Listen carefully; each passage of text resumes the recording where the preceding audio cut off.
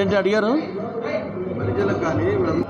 ఐక్యతగా ఉండాలి. మనం ఎంత కవ్వించినా కూడా మనం ఎటువంటి ఆవేశాలకు లోను కాకుండా మన ఆయుధం 5 ఏళ్ళకి ఒకసారి వచ్చే ఆయుధం ఓటు. ఆ ఓటు ద్వారా బలిజల ఐక్యత ఏంటనేది ఈసారి చూపిస్తారు. ఈసారి బలిజల ఐక్యత చాలా గట్టిగా ఉంటుంది. వర్డిక్ట్ చాలా అద్భుతంగా ఉంటుంది.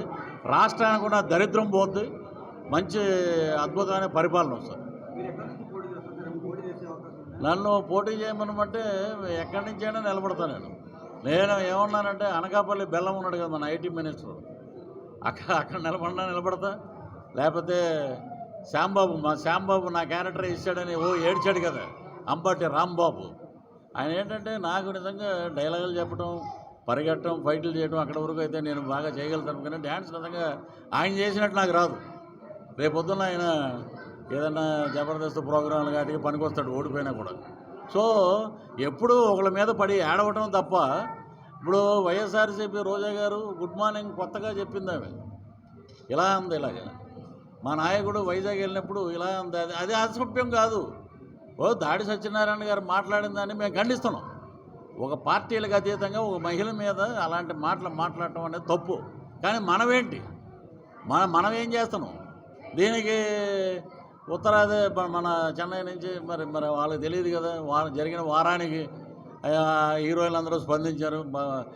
ఆవిడకి ఇలా జరిగిందని మేము బాధపడుతున్నామని చాలా ఇదిగా గ్లిజరన్లు వేసుకుని ఇవన్నీ చేశారు. అంత ఎందుకంటే వాళ్ళ నియోజకవర్గంలో చిత్తూరు జిల్లా పెద్దిరెడ్డి రామచంద్రారెడ్డి గారు ఏమీ మాట్లాడలే, నారాయణ స్వామి గారు డిప్యూటీ ఏం మాట్లాడలే, ఎమ్మెల్యేలు మాట్లాడలే, మహిళా ఎమ్మెల్యేలు మహిళా మంత్రులు ఒక్కలైనా మాట్లాడారా?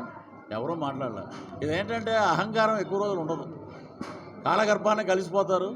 రేపు చూడండి. ఇప్పుడు కరెక్ట్గా నోటిఫికేషన్ రాగానే జంపింగ్ జపాంగులు అంటాం మేము సినిమా డైలాగులు. ఎంతమంది ఎటు నుంచి ఎటు దూకుతారో అంటాకి నా దగ్గర మేము చేసిన సర్వేలో 136 సీట్లు మిశ్రమ ప్రభుత్వానికి ఉంది. దూకి వెళ్ళిపోయే వాళ్ళు 79 మంది ఉన్నారు బయటికి. అయ్యా మీకు దండం పెడతాం. ఇప్పుడు జరుగుతున్న చర్చలు మేము అదేంటే ఒక పార్టీలో ఉంటే మాకు కష్టం, కానీ మీ ఇద్దరి మద్దతు ఉంది, మేము గెలుస్తాం, మమ్మల్ని క్షమించండి, మేము ఖర్చు పెట్టుకుంటాం, పేద ప్రజలను చూస్తున్నామని చెప్పి చాలామంది ఉన్నారు రెడీగా.